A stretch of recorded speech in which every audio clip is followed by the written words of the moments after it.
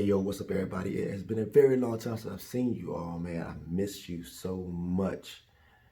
I know I was telling you guys that I was gonna be doing vlog after vlog after vlog I was supposed to be putting out, but I've been so busy, man, taking care of a lot of things that I haven't had any time. So now I have the time, and now I'm going to reset and start focusing on the two vlogs that I want to put out.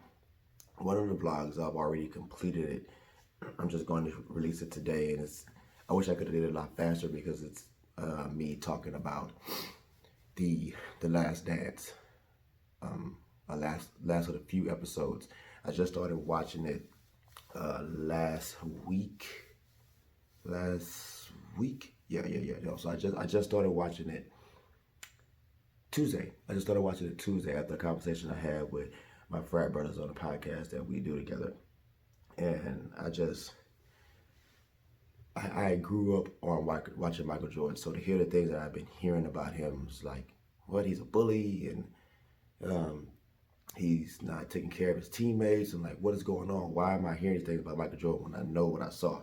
I know I saw an individual that was strong, was fearless, and would put himself through the ringer, would do anything to get the job done. That's what I knew about Michael Jordan. And then I hear all these things. I'm like, man, what the hell is this? I need to check it out for myself. And when I see it,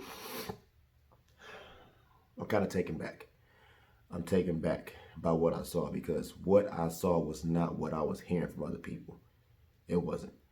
But I want to speak on that and on the vlog that I already made. It's pretty much was me. I heard an interview on the Breakfast Club that didn't touch me the right way.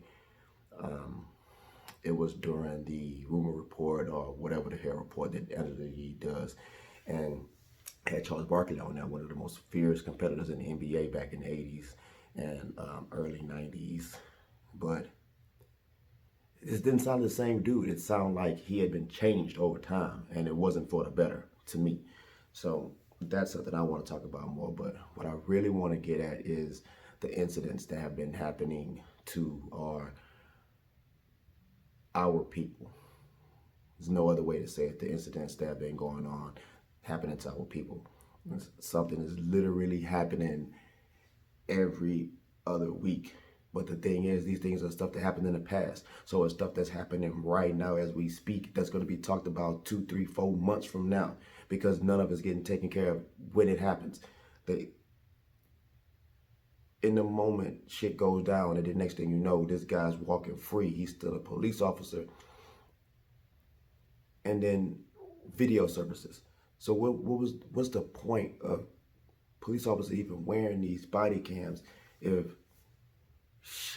nothing is happening to these boys when it goes down? Like, when do they even look at these cameras? Do they even look at these cameras? I know a couple of individuals that are police officers, and I kind of want to pick that right and know, like, how do they feel during this time?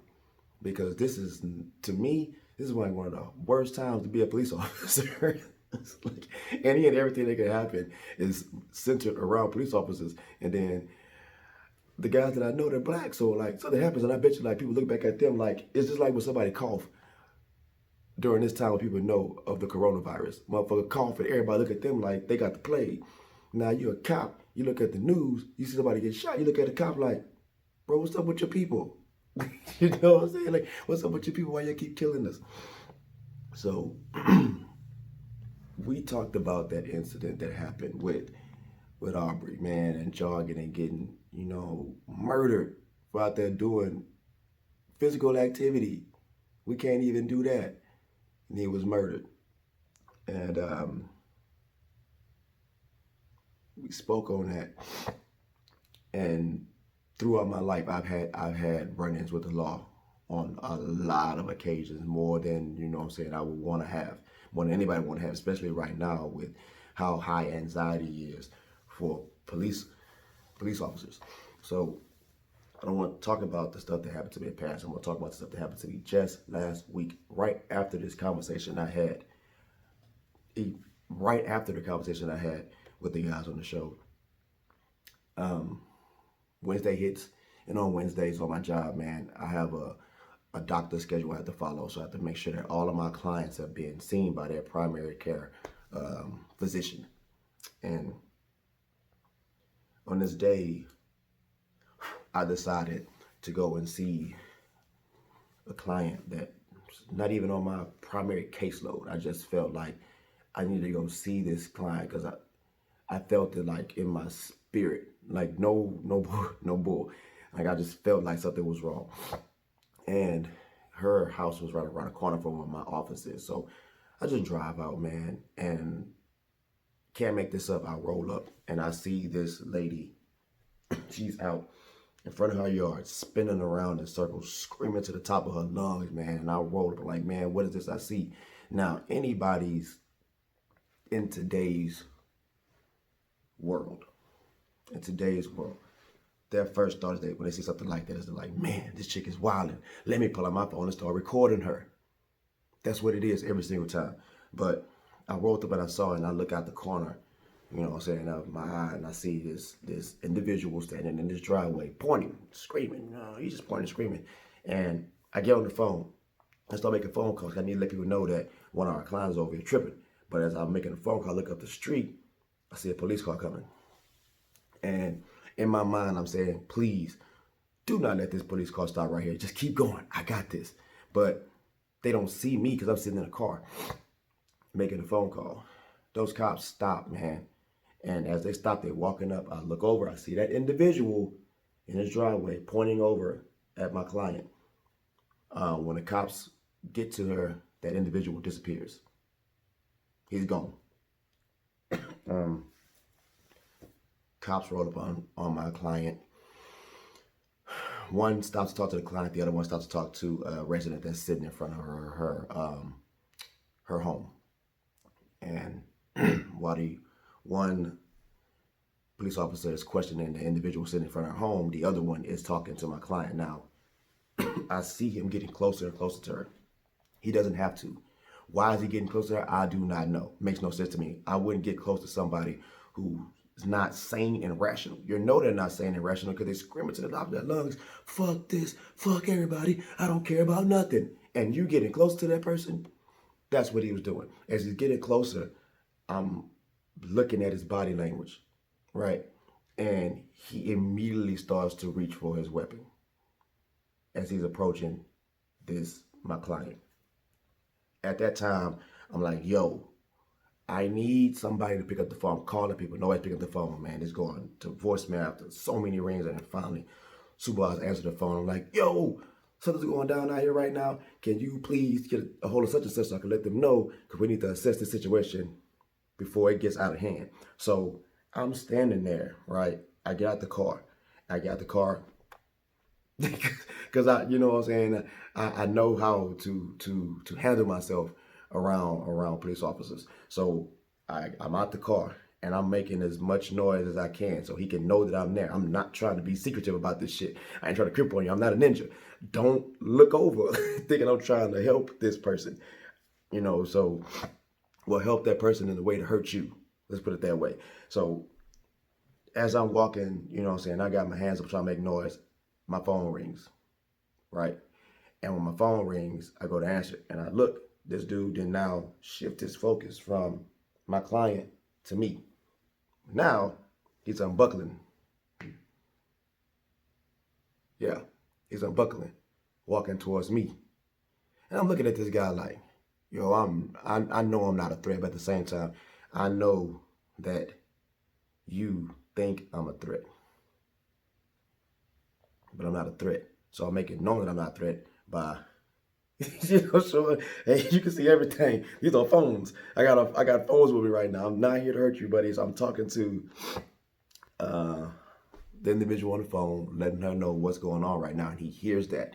He hears this as he's walking over to me because he's got his hand on his gun, pulling. He's pulling. As he hears my conversation, he starts to put it back down because he hears that I know that individual on a different level, right? And he looks over at me and he goes, who are you? What are you doing here? And I'm like, look, bro, I'm such and such with such God services, bro. I don't want no trouble. This is my client. I'm just here to help. And immediately he goes, oh, man, dude, like, okay, that's cool, man. And he fist bumps me. This dude went from pulling, he's pulling his weapon, man. He's pulling his firearm to fist bumping me because he recognizes the company that I work for. You know, it's sad. It's sad that before he knew any of the information he learned afterwards, he was going for his weapon and he was going to prove a point. I'm not afraid of the police at all. I'm actually not afraid of anything. But I understand what is happening to our people. I understand. So you have to walk a different way. It sucks. You have to act a different way. It sucks when it comes to dealing with law enforcement. Not all of them are the same. Some of them really, truly fear their life just because of their training and what they were told about us. You can see it. You can see it in a way that suspects are handled. When an individual goes into a church and slaughters people, an individual goes into a movie theater and slaughters people, black people, and that same individual is alive today to tell a story about what they did. When so many of us are just minding our own damn business. And we can't make it to the end of the week. This stuff has been weighing heavy on me as a person to see how it affects other people. The stuff that's happening is not breaking me down. It's breaking the people down around me. And when I see how they react to it, that's my concern. It's hard to try to ease and comfort someone when you continue to see the thing that puts you in that mindset every day. So, especially during this time of Mental Health Awareness Month, man, we have to be more observant of each other, especially during these times. And we have to understand and reflect on the issues that bother us as a people so that we can start handling and maintaining ourselves the correct way and start creating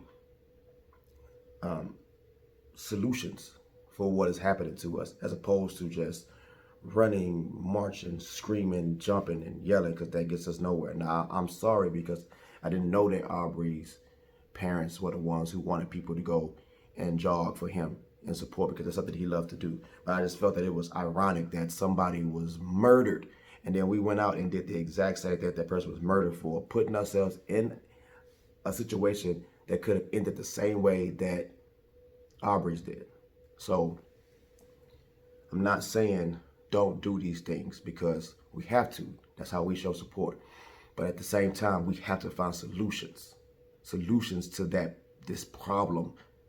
We have to find a solution to it. So I went on longer than what I wanted to. This thing is at 13 minutes right now. I didn't want to go that far. I'm going to try to chop this thing up, edit it, put some time steps on there for people so they can hear certain things. But you should want to hear this whole thing, because right now it's a movement. It's a movement for us to get out of the rut, out of the humiliation, out of the despair, out of the discomfort that we've been in for so long in our lives. We should not be afraid to see blue and red lights flash. We shouldn't be afraid to see blue uniforms move in on us and understand that they're not for our safety. We shouldn't feel that way. We shouldn't. And I'm gonna end this on it. I encourage you guys, I implore you guys, man, take care of yourselves. Look at your significant other in the eyes, your children in the eyes, your friends in the eyes, your family, man, strangers, people you don't know. Look at them in the eyes, man. Speak. Hi, how you doing? How's your day? I miss you. I love you. It's not hard to say. People are waiting to hear that. So do that for me, man. Get ready for next week, though. So much running around, man. I don't want to digress like Chadwick Sapp say. I'm not going to digress. I'm not going to go no further. So you guys take care, man. Have a great, lovely, and blessed day. It's beautiful outside already, man. I'm going to go enjoy this after I do all these edits and everything. So you guys take care, man. Have a blessed one.